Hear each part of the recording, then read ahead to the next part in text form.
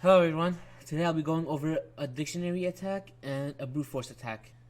What's the differences between them and how to perform them. Then I'll give you some passive tips at the end of the video. So first let's start. We'll go over a dictionary attack first. A dictionary attack uses a word list, which is basically a text file with a bunch of passwords in them.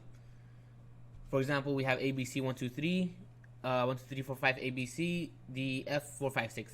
So what a dictionary attack will do is use these passwords to compare them, and if it passes, that means the password is in there. If it doesn't, that means the password is not in the word list. The benefits of a dictionary attack is that it takes a shorter time for cracking a password, so we don't need to waste as much time as we would with a brute force attack. But one of the bad things about dictionary attack is that it doesn't try every single possible combination. That means if the password is not in the dictionary list, word list, that means it will not work. Alright, now let's go over brute force attack. A brute force attack tries every single possible combination. So it tries 1, 1, 2, 1, 2, 3, 1, 2, 3, 4, 1, 2, 3, 4, 5, 1, 2, 3, 4, 5, 6.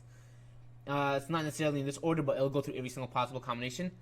This takes a longer time to crack a password, but the benefits of it is that it will guarantee if you let it go for long enough. Alright, so let's go ahead and try some examples, or two examples to be per se. One for brute force and one for dictionary. Alright, here we are. Now I'm going to show you guys how to crack zip files that are password protected. One with brute force method and one with a dictionary method. Let's confirm that these two are password protected real quick. Extract. Yep, password protected. Cancel. Nothing in here. And let's check the other one. Extract. Cancel. Password protected. Nothing in there. Alright. So now let's go ahead and try cracking the passwords. I'll be using John the Ripper for this. There might be other programs, but I'll be using what I'm used to. So let's go to run and open up command prompt in this directory. And here we have it. So what you want to do first is convert the zip files into hashes. Zip to John, and then input your file here. Files yummy.zip, and then extract it as a hash file. So we can extract it through the hashes folder. Hashes, and we'll call this file name yummy.hashes. Alright, and here we have it. It doesn't need to be yummy for the hashes file, but I'll go with the same name as a zip to not make it confusing. And now we're going to go ahead and use a dictionary for this one. So here I have a text file with all the most common passwords. Let's go ahead through all of them. There's a lot of passwords here. Nearly 1 million lines. Or maybe more. I don't know. Too lazy to count. Anyway, so we're using that file. Let's open up command prompt again. And write John. If we open up John normally, it'll give us all these parameters we can use. So right now we're going to be using a word list. So let's go ahead and put John word list equals and refer to this text file. So /dictionary /rocku.txt. Alright, now it'll tell us that we need a file required for cracking. So let's go ahead and input the file that we want to crack, which is yummy.zip. So we're going to go ahead and go to the hashes folder. Yummy.hashes. And it already cracked it. So the password is pancakes123 for the yummy zip.